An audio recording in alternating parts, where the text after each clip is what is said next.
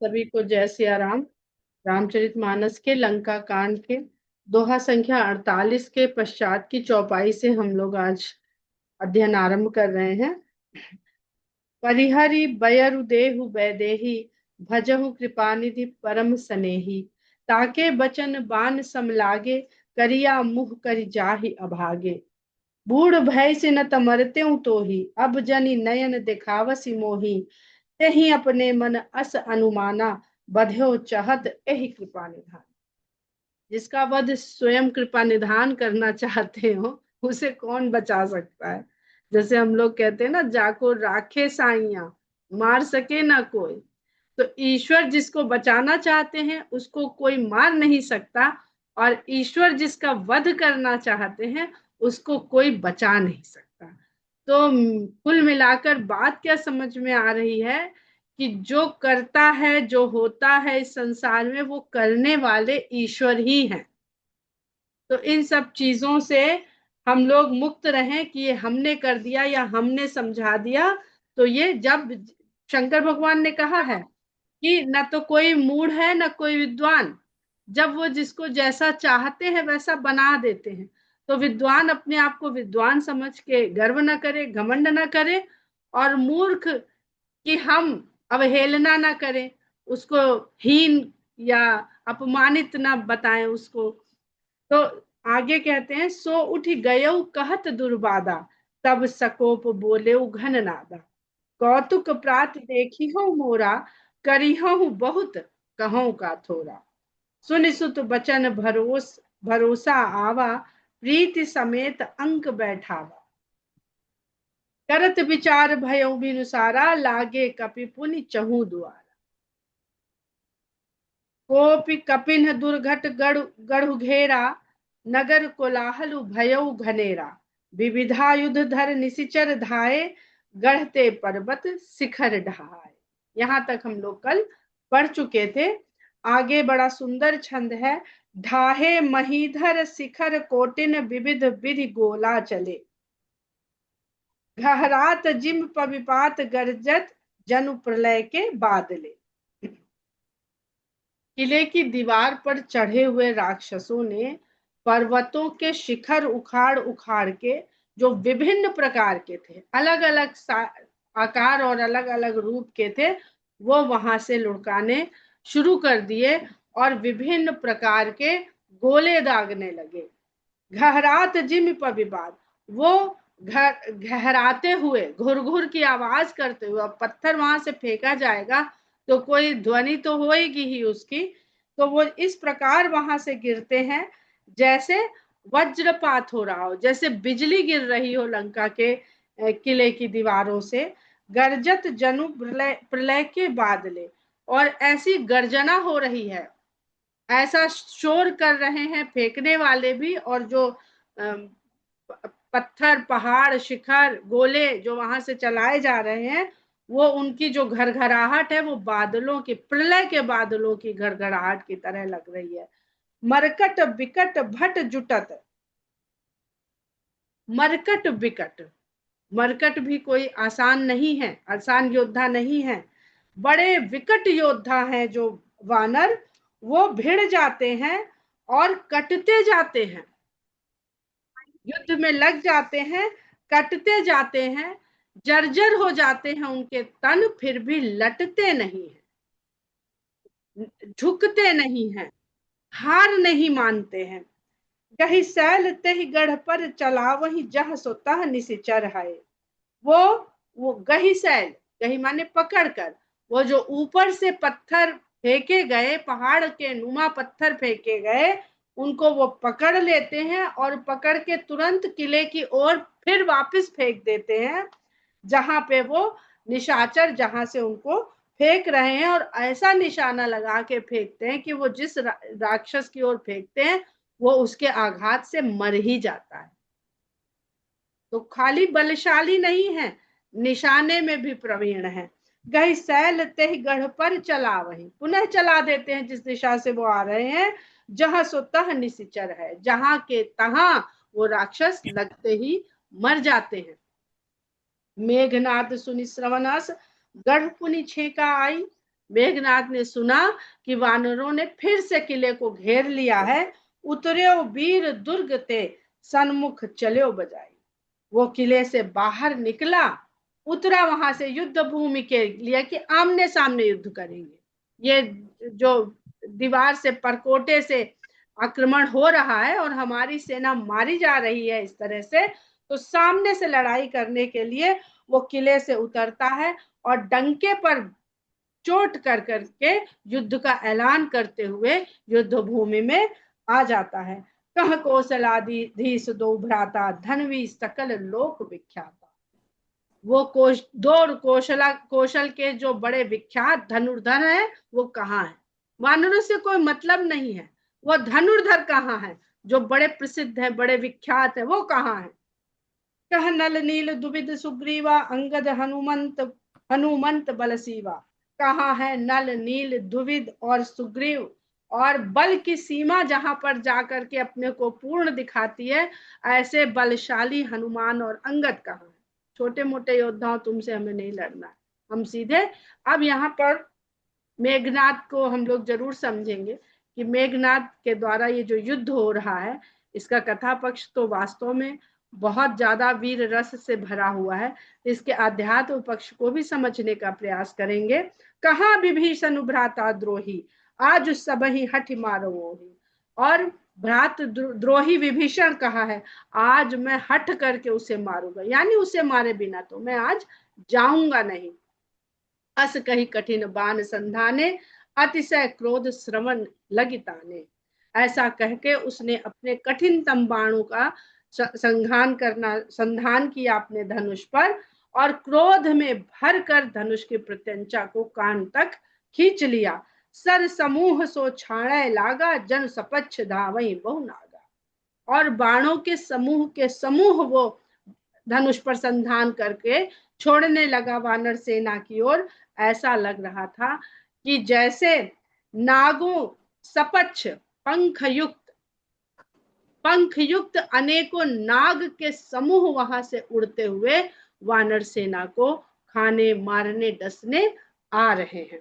जहां तह परत देखिए ही बानर, सन्मुख हो ही न सके तही अवसर। जिधर जहां तहां देखिए वानर गिर रहे हैं, जिधर भी देखिए उन बाणों के लगने से वानर गिर रहे हैं, और मेघनाथ का सामना करने की किसी को भी अवसर ही नहीं मिल रहा कि किले से घूमे इधर देखे, उसके पहले ही मेघनाथ के द्वारा छोड़े गए बाण से वो धरती पर गिर पड़ रहे हैं। जहां तह भाग चले कपिरीछा, बिसरी सब ही युद्ध कई इच्छा। अगर बराबर हार होती जाए तो फिर युद्ध की इच्छा समाप्त हो जाती है और सरेंडर कर देता है व्यक्ति या भाग खड़ा होता है। तो कहते हैं कि जहां जिसको जिधर रास्ता मिला भालू और रीछों को, उन्होंने कभी राक्षसों से युद्ध किया ही नहीं था। बाली इत्यादि लड़ लिए विकट राक्षसों से, पर ये जो उनके वानर थे उनको कभी ऐसा अवसर ही नहीं, आपस ही में लड़ लिए तो लड़ लिए। तो ऐसा जब विकट, जितना भी उनको भगवान की प्रेरणा से उनके शक्ति को देख करके उनके प्रताप को जान करके युद्ध के लिए प्रेरित किया और युद्ध लड़ने के लिए भेजा कि अरे तुम्हारे पीछे राम है, तुम मत डरो और लंका पे चढ़ाई कर दो। लेकिन जब धराशायी होने लगे तो सबकी युद्ध की इच्छा समाप्त हो गई। सो कपि बिसरी सब ही युद्ध के इच्छा, सबके मन से युद्ध की इच्छा विस्मृत हो गई, भूल गई।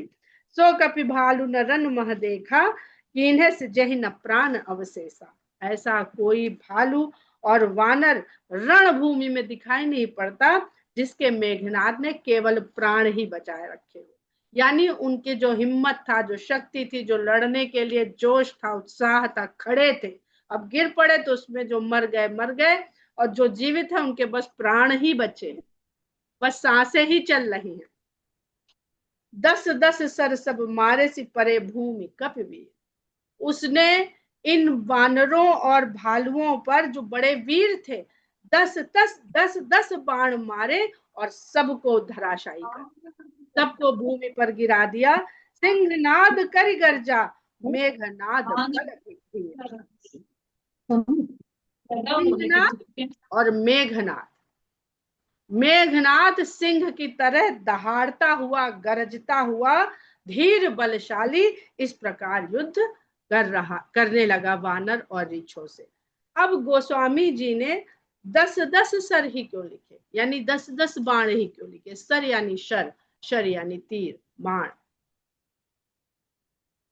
मेघनाद जो है, जिसका एक नाम इंद्रजीत भी है, और इंद्रजीत यानी इंद्रियों को, हमने पहले भी हम लोगों ने इस पर चर्चा करी है कि इंद्रियों को नियंत्रण में रखना दशरथ, इंद्रियों के अधीन रहना दशानन, इंद्र को जीत लेना इंद्रजीत, इंद्रियों को नहीं, इंद्र को जीत लेना।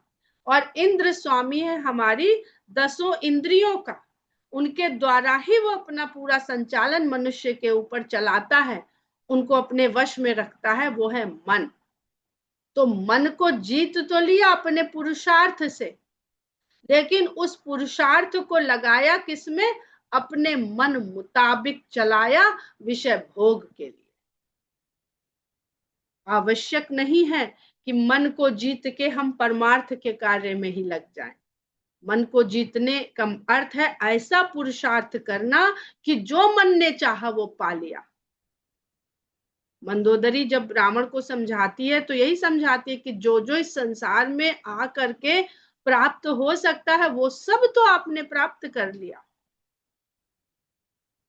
और उसका पुत्र भी ऐसा कि उसकी भी उसको चिंता नहीं कि अगर वो इतना पराक्रमी है, उसने सबको जीत लिया है, देवों को और नागों को, गंधर्वों को, किन्नरों को, मनुष्यों को, तो उसका पुत्र भी तो ऐसा है कि वो भी इंद्रजीत है, वो भी अपने मन को ऐसा विजय प्राप्त करी है कि अपने मन मुताबिक हर चीज को पाएगा इस संसार में। लेकिन रावण का पुत्र है ना, तो वो उस पुरुषार्थ से प्राप्त क्या करेगा? जो उसने पिता से देखा है, जो पाया है, विषय भोग में ही इस सारे पुरुषार्थ को लगाएगा। जबकि पुरुषार्थ वही कहे गए हैं, धर्म अर्थ काम मोक्ष, पर रावण के लिए केवल एक पुरुषार्थ सर्वोपरि है, वो है काम। और रावण के पुत्र का फिर वही सिंहासन उसे भी चाहिए जहां पर काम विराजमान हो, अर्थात जो कामना हम करें वो पूरी हो जाए। तो वो तीनों के तीनों पुरुषार्थ यहाँ पर अप्राप्य हो जाते हैं, दिखते भी नहीं है, विचार में भी नहीं आते हैं। तो इस प्रकार वो जो हमारा मन है, जिसको हम भगवान की कृपा से नियंत्रण में करने की कोशिश करते हैं, मेघनाद, रावण नहीं, मेघनाद विवश कर देता है मनुष्य को, और विवश ऐसा कर देता है कि उन विषय भोगों को करते हुए हम इस प्रकार के अवस्था को प्राप्त हो जाते हैं कि केवल शरीर रह जाता है, प्राण ही शेष रह जाते हैं, किसी पुरुषार्थ के काबिल रह ही नहीं जाते। देखी पवन सुत कटक बिहाला, क्रोधवंत जन धायो काला। अब ये जो वानर सेना का जिक्र है, ये सामान्य मनुष्य के बारे में बात हो रही है। तो जब पवन सुत ने अपनी सेना को बेहाल होते हुए देखा, तब क्रोधवंत जन धायो काला, वो क्रोध में भरकर इस तरह दौड़ पड़े जैसे काल, मृत्यु स्वयं दौड़ पड़ी हो। महाशैल एक तुरंत उपारा, अतिरिस मेघनाद पर डाला। उन्होंने एक बहुत विशाल पर्वत उठाया, उखाड़ लिया और मेघनाद के ऊपर फेंक दिया। आवत देख नभ गयो नभ सोई, रथ सारथी तुरग सब खोई। उस विशाल शैल को अपनी ओर आता देख करके मेघनाद तुरंत नभ की ओर भाग गया, और वह उसका रथ, सारथी, सब उसी घोड़े सब विलीन हो गए, दिखना बंद हो गए। आवत देख बार बार पचार हनुमाना, निकट न आव मरम सो जान। अब हनुमान जी बार बार उसको ललकार रहे हैं, लेकिन वो पास नहीं आता है, उनका मर्म जानता है। इसको हमें बहुत विस्तार से बताने की आवश्यकता नहीं है, क्योंकि हनुमान जी के सामर्थ्य को, पराक्रम को, उनकी भक्ति को आप सभी लोग जानते हैं। रघुपत निकट गयो घन नादा, नाना भांति करे से दुर्बादा। भक्त से बच गया, बच रहा है स्वयं को, भगवान के पास पहुंच गया कि भगवान को खत्म कर दो, भक्त अपने आप खत्म हो जाएंगे। जो जिनसे इनकी आस्था है वहां पे इनके विश्वास को डिगा दो, ये अपने आप समाप्त हो जाएंगे।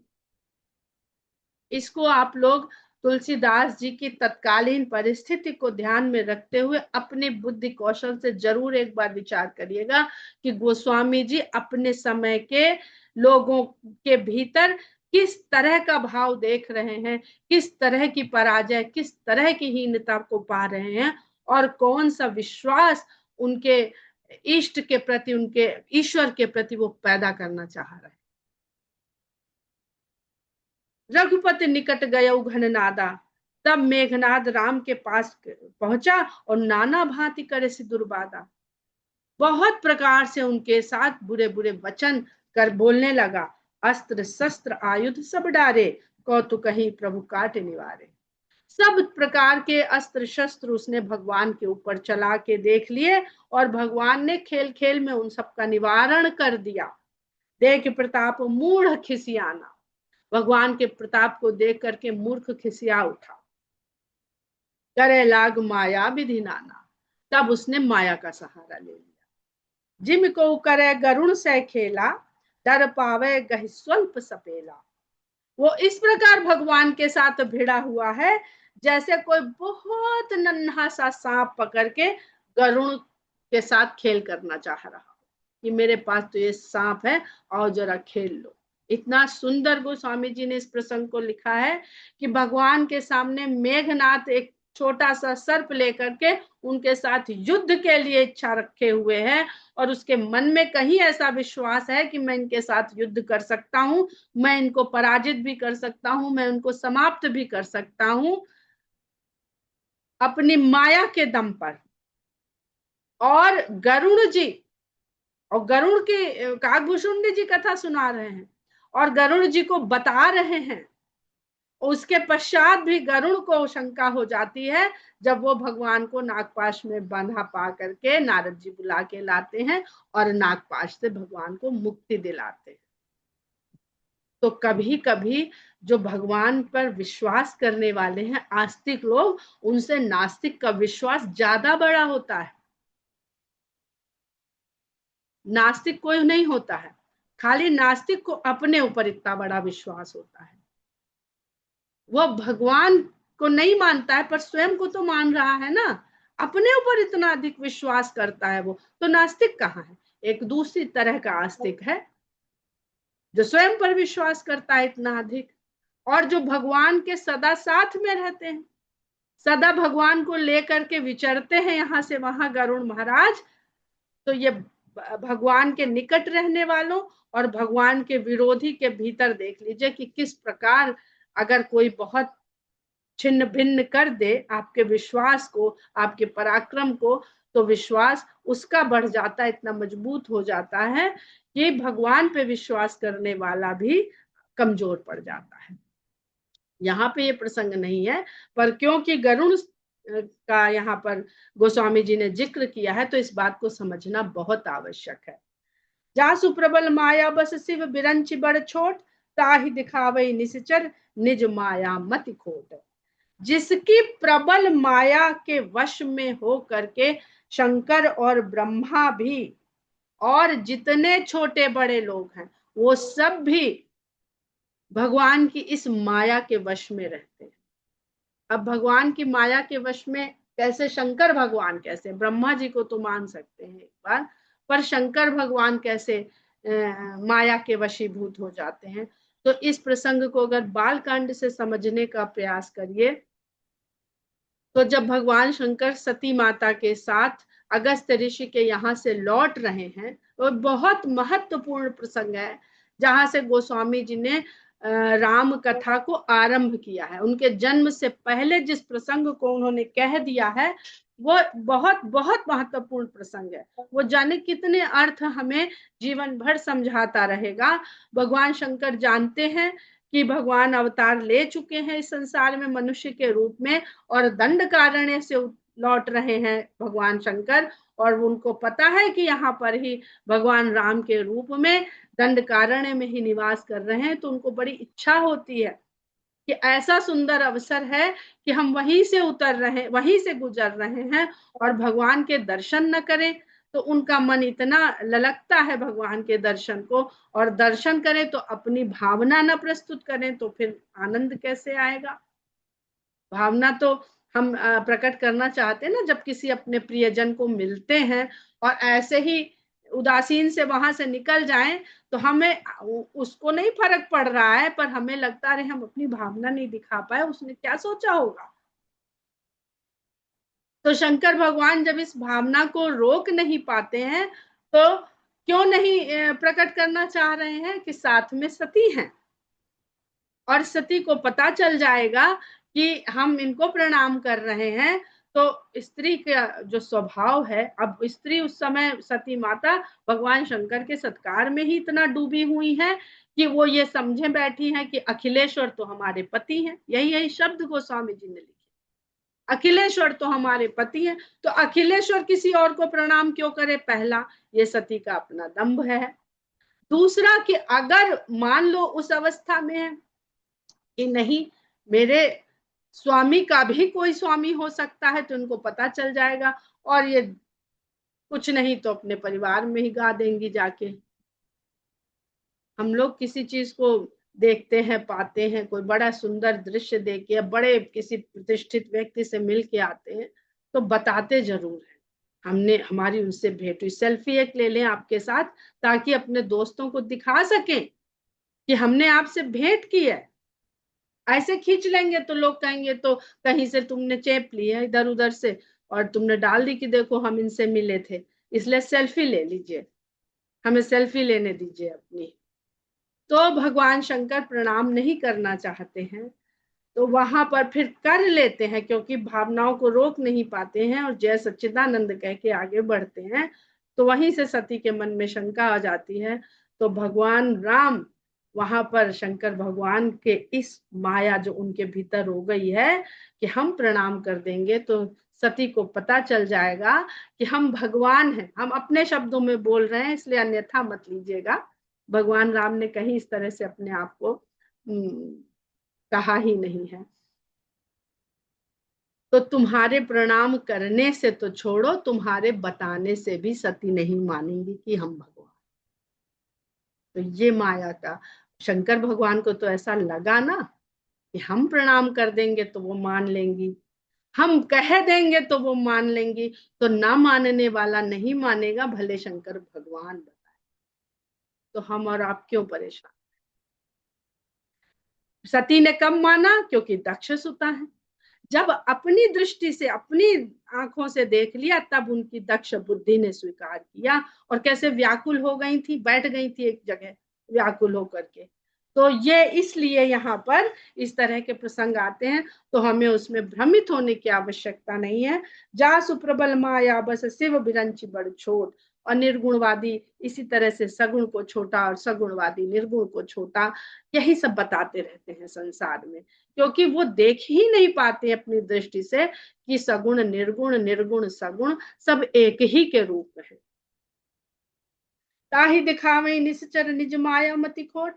ऐसे भगवान राम को यह राक्षस अपनी माया दिखाना चाहता है, इसकी बुद्धि तो खोटी हो गई है, कम भी नहीं हुई है, बुद्धि खोटी हो गई है।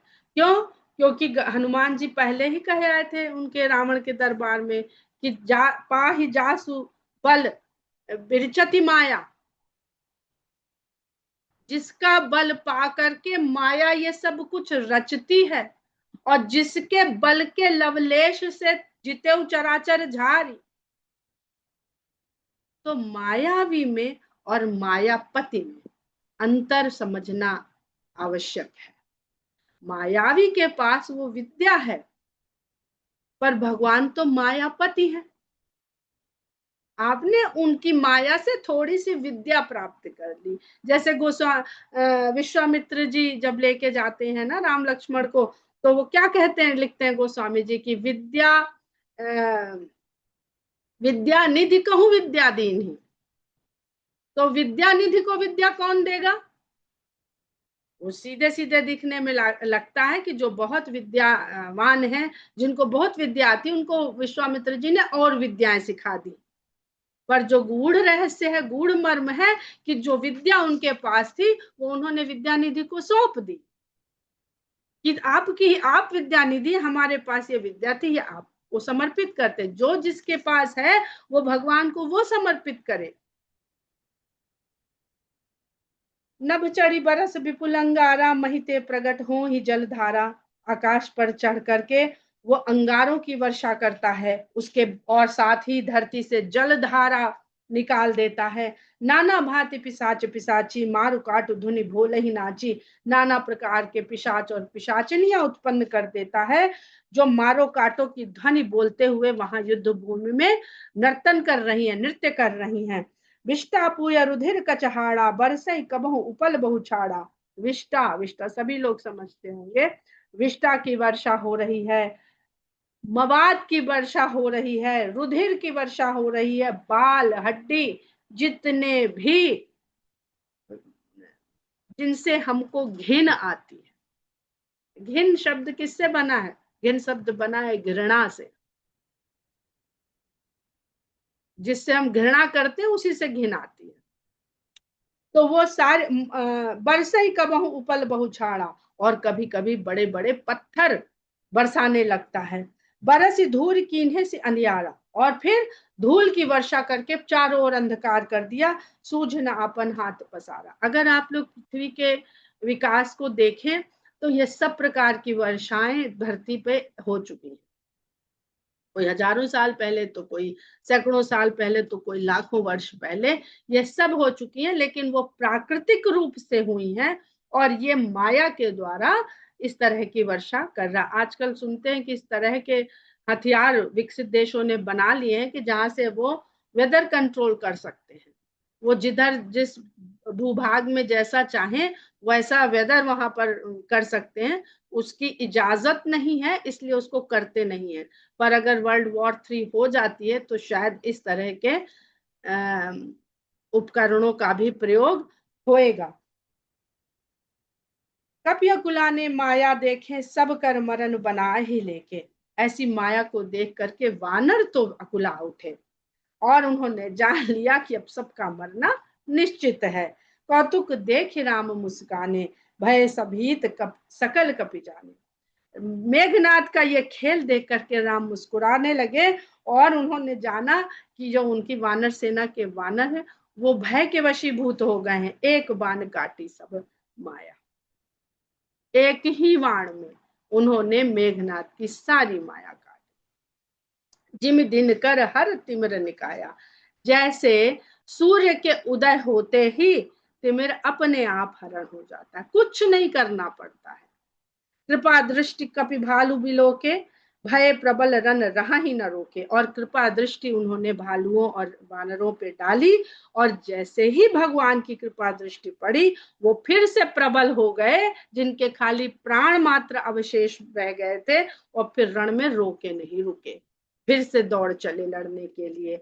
आयसु मांगी राम पही अंगद आदि कपि साथ, राम से आज्ञा मांग करके और अंगद आदि वानरों के साथ लक्ष्मण चले क्रुद्ध हुई बाण सरासन। लक्ष्मण जी ने राम से आज्ञा मांगी, और इन वाकी अब बहुत हुआ, ये वानरों की अकेले लड़ रहे हैं, बड़े वीर हैं, बड़े योद्धा हैं, लेकिन इस प्रकार मेघनाद इनको भयभीत कर रहा है। तो लक्ष्मण क्रोधित होकर के हाथ में धनुष और बाण लेकर के चल पड़ते हैं। छतज नयन उर बाहु विशाला, लाल नेत्र हैं, हाथ और भुजाएं और छाती विशाल है। हिमगिर निभ तनु कछु एक लाला, हिमगिर निभ, हिमालय के समान प्रदीप्त प्रकाशवान। लक्ष्मण जी बहुत गोरे थे, तो जैसे हिमालय की चोटी उज्जवल भी होती है और प्रकाशित भी होती है, आभा होती है उसमें एक। हिमगिर निभ तन तनु कछु एक लाला, और अगर सूर्योदय के समय देखिए तो उस चोटी पे एक लालिमा होती है। और क्यों ये लालिमा है? जिम दिन कर हर तिमिर निकाया, क्योंकि भगवान ने जो वाण चलाया है उससे दिनकर का जैसे उदय हो गया। तो उसकी जो दिनकर की किरण पहली जो पड़ी वो किस पे पड़ी? शेषनाग जी के अवतार लक्ष्मण जी। तो वो गौरवर्णी है, चमक है उनके तन में, लेकिन क्रोध के कारण उस उनके गोरे रंग में थोड़ी सी लालिमा भी है। हम लोग यहीं पर विराम देते हैं दोहा संख्या 52 पर। इसके आगे हम लोग कल पढ़ेंगे। जय सिया राम।